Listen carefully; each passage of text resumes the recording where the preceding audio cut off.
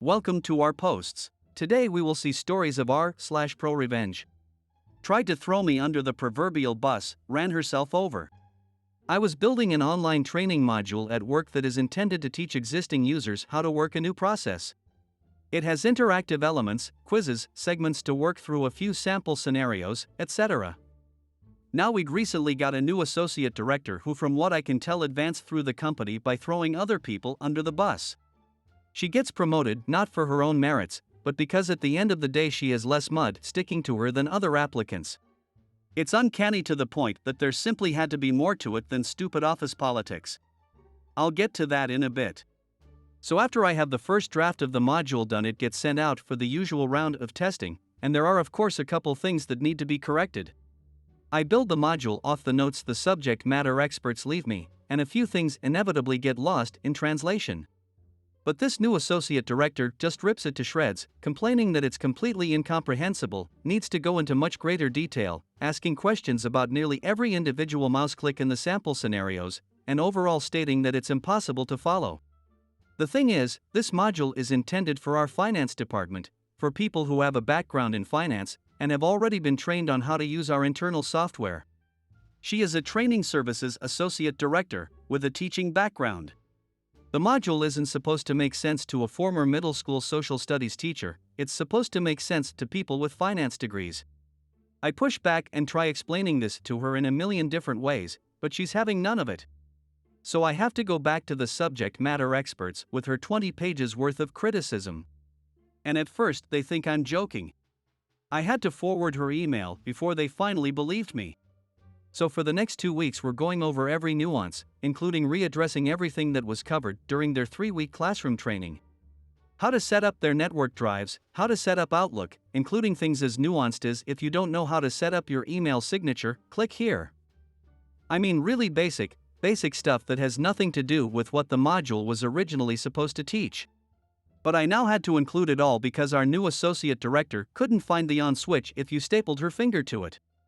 This wastes my time, the subject matter expert's time, and time spent re-recording all the voice work. If you've done voice work in the past, you know you never get it in one take. After it's all done, I send it back out for review and approval, and the associate director simply doesn't respond. A week passes. The finance director takes an interest in why this module is almost a month overdue. I go to forward the associate director's email again, except now I can't find it. Odd, seeing as how I have a hoarding problem when it comes to email. I check with one of the subject matter experts I was working with, he can't find it either. Turns out, none of us can find it. It's gone. So I check with a friend of mine in IT who, after a little detective work, discovers that a week ago someone did a compliance delete on the Exchange server. This basically is a seek and destroy for messages meeting certain criteria. In this case, a specific phrase she used in her email. I start digging through Outlook trying to find particular emails related to this that might be used to defend my actions, and they're all gone. Inbox, sent items, deleted items. Every last one of them. Any email containing that particular phrase anywhere in it. This kind of thing is normally used by admins to mass delete spam or phishing emails from all users at once. Except in this case, someone apparently deleted emails that showed evidence of her awful decisions. My friend in IT can smell a juicy story a mile away and was very interested in seeing where this went. She recovered the deleted emails and I promptly saved them to a flash drive. For the next few days, every time I had any email with this associate director's name on it, even unrelated stuff, you never know how something might fit together, I saved a copy to the flash drive. I informed the subject matter experts to do the same, and we started building our offline evidence locker. I didn't want to blow the lid on it just yet, I wanted to see if my suspicions were correct. Maybe a lifetime of watching spy movies and cop dramas had corrupted my thinking. Maybe there was another explanation. Who knows, it could happen, I'm not God, I don't know everything. I'll play defense. So after several weeks in total trying to appease this associate director's unquenchable thirst for irrelevant details, and then getting ignored for a week, she finally publishes it and sends it to the finance director to approve so it can go live. Woo! Except the module, which was supposed to be a 30-minute online course, now contained 3 hours of content. and went down several irrelevant rabbit holes that had been deemed critical supporting information. As an analogy, imagine designing a training module to teach a nurse how to enter some new CPT codes and being told you have to teach him how to read too, because he might not know what words are. That's how much BS was rammed into this thing. And the finance director of course hated it, and was surprised that such a rambling mess of a module would come from me, of all people. So he calls a meeting with me and the associate director on Tuesday to get some answers, and sure enough she immediately tried to distance herself from it. Tried to paint it as she made a couple suggestions and I clearly went way overboard. How I must have sent her a different version that she approved and switched them afterwards, that's not even possible, it would get thrown back into a draft status. She kept trying to talk over me as I voiced my defense, and to his credit the finance director finally just muted her so I could speak. And boy did I. I explained everything. I shared my screen, popped in my flash drive, and opened my copies of the emails that had supposedly been deleted. Every email exchange where she complained about the material, I pushed back, and she flat out ordered me to build the module in the way I did. She abruptly left the meeting and went offline. The finance director asked if I could send him a copy of all relevant files, and as I did so I told him they might not be there later. And then explained what I had learned about someone in IT using the compliance delete. He assures me he'll look into it, and the crap immediately hit the fan. The associate director never logged back on. There was a massive internal audit where people from her previous departments were asked to provide statements. Leadership tried to keep it hush-hush, but you just can't keep something that big under wraps. I don't know the specific what's and hows, but the associate director and one of the IT managers had both left the company to pursue the next stage of their careers, and we sincerely wish them the best.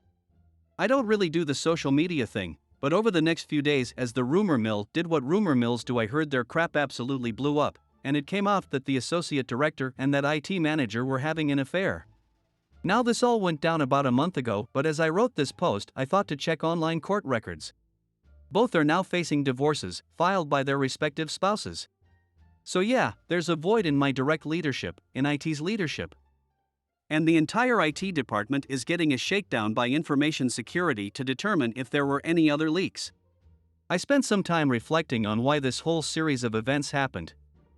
And my best guess is she wanted to make a grand entrance by spearheading this masterwork training module that covered every possible scenario and contained any and all information anyone could possibly want.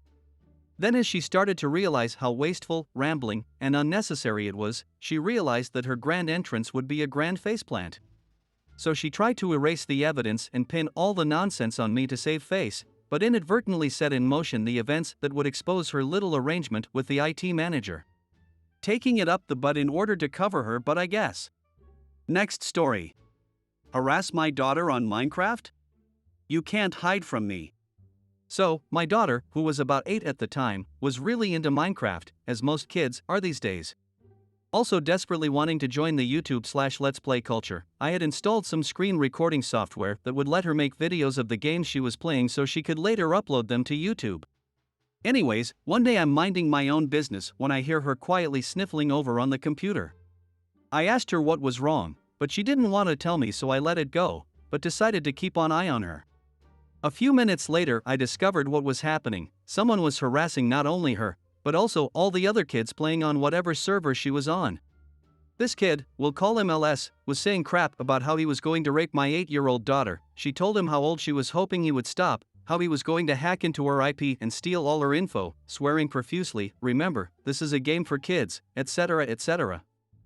By this time I had gotten my fiancé involved, and she was also obviously quite upset at what a little crap this kid was being. We realized that our daughter had been recording the entire incident, and a plan began to form. I started by Googling LS username. There were several hits immediately, the most interesting of which involved a page where he was publicly applying to be a mod for a server on Minecraft. I was able to learn a lot about this little POS. He claimed to be 15, likes hockey, used to live in Toronto, but now lives in Florida. But the bombshell was easily his Skype contact info. It was literally first name dot last name. I know your name now, you little crap. So I head over to Facebook and search for the name. Nothing. On a hunch I searched for just the last name, while narrowing my results to only the state of Florida. Several dozen hits. So I have to start combing through each one until I find what I was looking for, a middle-aged man with the same last name, whose profile indicates he was born in Toronto and now lives in Florida. I found your dad, you little crap. So I sent him a message on Facebook, asking if he had a son named First Name who goes by his username on Minecraft. Dad confirmed I had the right guy. So my wife begins telling the dad everything that LS was saying to my daughter, and we sent him the recorded video as proof. Radio silence for a few days. Then we got the message back. LS had his computer taken away from him for the entire summer, and had also been lying about his age. He was only 11, I think. His parents were effing livid with him, and he surely hated the next few months of his life. No one F with my daughter.